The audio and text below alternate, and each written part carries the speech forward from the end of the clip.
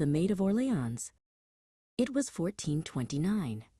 In a small French village, a teenage girl named Joan heard voices that no one else could.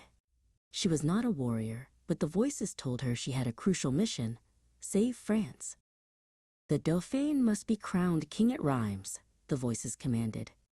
Joan, dressed in simple traveler's clothes, finally convinced a few soldiers, including a young man named Remy, to take her to the uncrowned King Charles VII.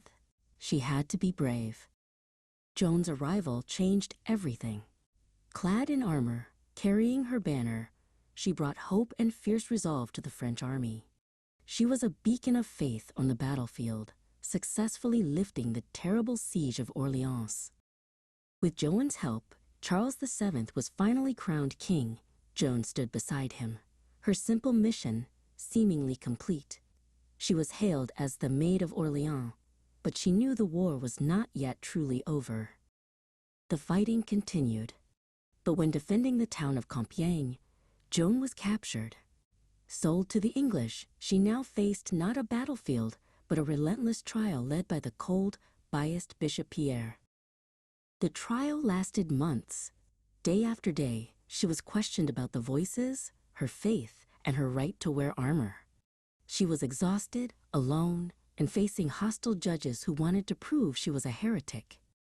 Finally, exhausted and terrified of the fire, Joan yielded.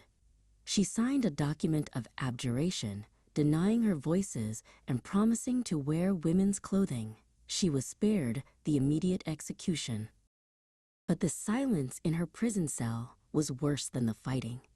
She realized she had betrayed the mission she believed in with all her heart. She couldn't deny the truth she felt inside. Joan put her armor back on. It was a sign. The relapse was deliberate. She accepted the consequences, choosing her God and her voices over her life. In the town square, Remy watched with tears in his eyes as she was led to the pyre. On May 30th, 1431, Joan was executed.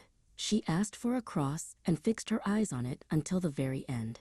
Though her life was tragically short, her courage and story would echo through history forever.